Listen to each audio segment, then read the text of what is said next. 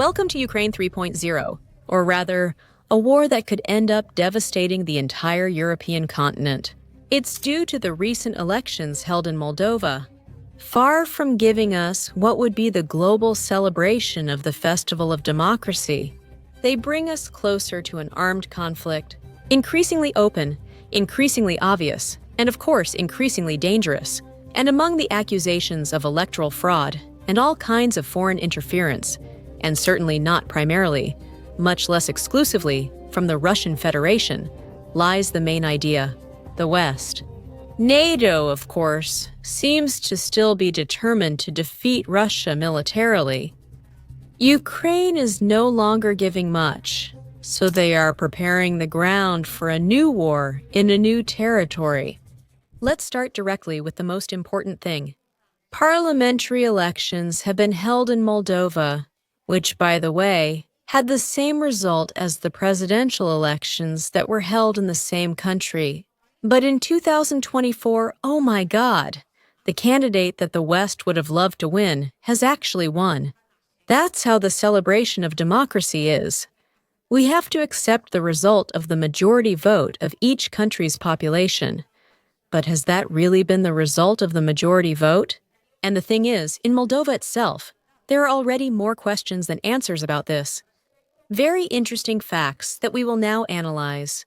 For example, how is it possible that there are the same number of polling stations for 142 votes and more than 250,000 potential voters?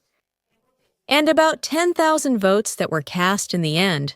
Are those really comparable situations? Or is there a much darker and much more dangerous plan behind this for the future of humanity? And before giving you the final details and moving on to the most important reflection, we need to highlight two main things. First of all, the followers of this channel, I imagine, already know very well that what is happening today in Ukrainian territory is by no means the war of terrible Russia against poor and tiny Ukraine. It's not the war of NATO against Russia that's just taking place on Ukrainian soil. Fact number two, I imagine you already know very well about the increasingly dwindling military capacity, on one hand of Ukraine, and on the other hand of NATO. In terms of precisely sustaining that Kiev regime, which has fewer and fewer people to send into that absolute slaughter, will there come a time when Ukraine simply can't go on any longer?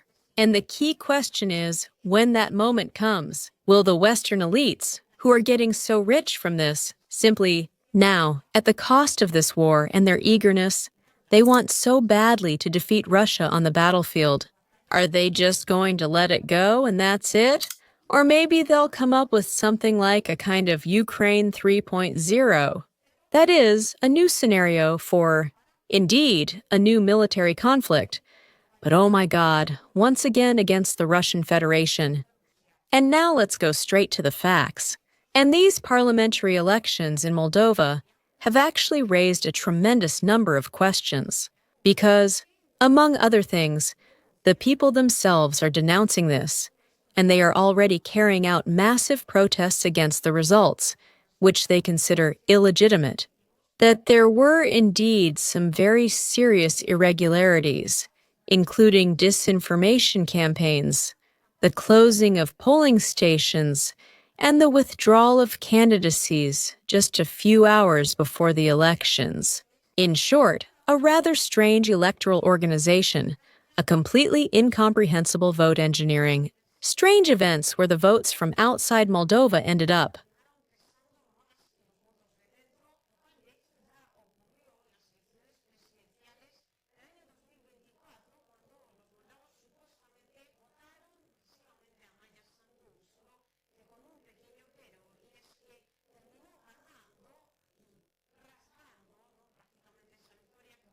Pressure, host. Were the polls putting pressure on you? This is something that is also happening in these parliamentary elections, thanks to mail-in voting.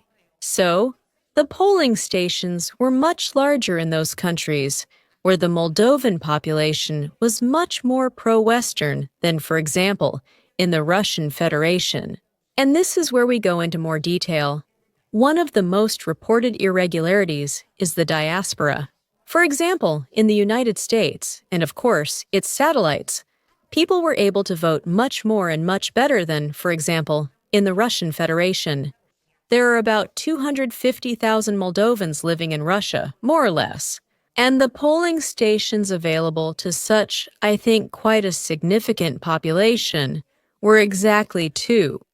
Only 10,000 ballots were sent for some reason. Just imagine. We could compare these figures, for example, with the case of Japan, where exactly 142 votes were cast. And what was the point of those 142 Moldovans voting? Indeed, the country has organized exactly the same two polling stations in Japan as in the Russian Federation. Whether that's fair or not, you can judge for yourselves. And continuing with that absolutely perfect appearance of democratic regularity, we definitely have to mention the closure of bridges over the Dniester. And you know, Moldova has an independent region, which, by the way, the Moldovan authorities legitimately consider their own, called Transnistria. Of course, these people also wanted to take part in elections that are really going to matter a lot, even for their future. Should they let it happen? Authorities who, I repeat, consider that population to simply be part of Moldova. And that's it? However, what actually happened seems to be, in fact, quite the opposite. Huge lines to reach the polling stations, which, of course, were practically not organized at all in Transnistria. Actually, there weren't any nearby polling stations. They closed at the last minute, which ended up making the election day last forever, on one hand, and resulted in many people who are supposedly pro-Russian not being able to vote at all.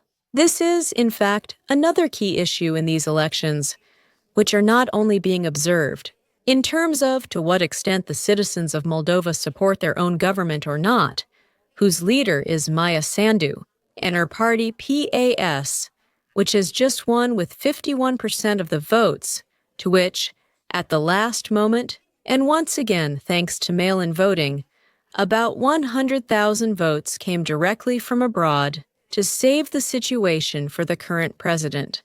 But there is also an additional interpretation, which is that PAS is a pro-European party, and therefore, of course, pro-NATO, and that it could give NATO the possibility to use Moldova as a stage for another possible armed conflict.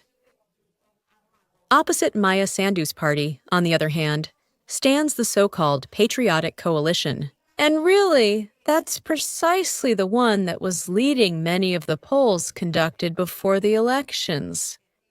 On one hand and on the other, the one that they interpret as pro-Russian, the great fallacy of Western propaganda. Everything that is not meant to protect NATO's interests, and therefore, anything that wants to focus on its own sovereignty, must necessarily be considered Kremlin propaganda. But don't worry, no matter how much support it may get, for now, it won't be able to take control of the Moldovan parliament. Indeed, it will remain in the hands of the PAS of Maia Sandu, even after losing about 10 seats. However, the key question here, I think, is much deeper and much more dangerous. And it's whether this is the setting for preparations for a new military conflict.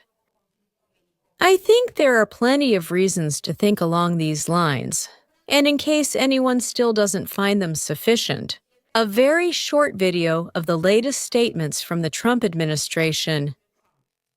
Clarify, are you saying, though, that it is the president's position that Ukraine can conduct long-range strikes into Russia? Did the president authorize that? I think reading what he has said and reading what Vice President Vance has said, as well as Secretary Rubio, the answer is yes. Yes, according to the words of Donald Trump's special envoy to Ukraine, the American president no longer seems to oppose Ukraine attacking Russia with long-range missiles. Here, we would just have to see which parts of Russia and whether those missiles will end up being American-made. Maxim, what about the Tomahawk missiles that Zelensky requested not so long ago? And the key question, I repeat, is not so much about Moldova, but whether Zelensky has aligned himself with the American position.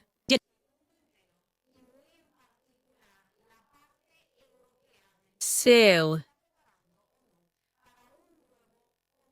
Talibani